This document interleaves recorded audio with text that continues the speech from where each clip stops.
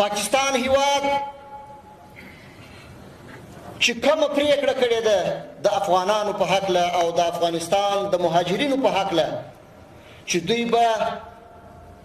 د نومبر تر اولې نیټې پورې د پاکستان څخه وځي. دا پریکړه موږ غندو.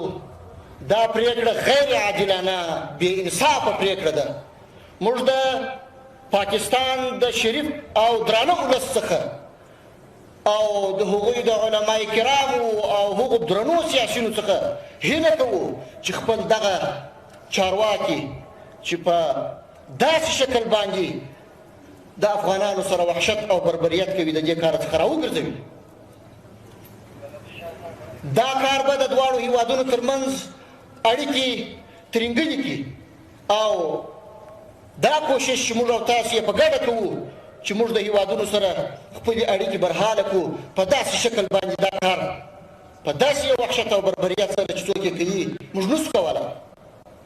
نو هیله او ارزو لرو د ټولو نړیوالو بنسټونو څخه هغو هیوادونو څخه چې د بشر د حقوقو مدافعین ځانونه بولي ملل المتحد او نور سازمانونه باید میدان ته راشي او د پاکستان لاس ونیسي د دې عمل څخه. دا عمل د افغانانو سره ظلم دی، وحشت دی، بربریت دی چې په هیڅ شکل باندې نشي توجیه کېدلی او موږ یې په جدي توګه د مخنیوي غوښتنه کوو او ټولو هغو شتمنو افغانانو ته چې په پاکستان کې مېشت دي غوښتنه کوو چې عاجل خپله ټوله شتمني خپله ټوله پانګه چې هلته یې مصرف کړې ده هغه افغانستان ته رانقل کړي او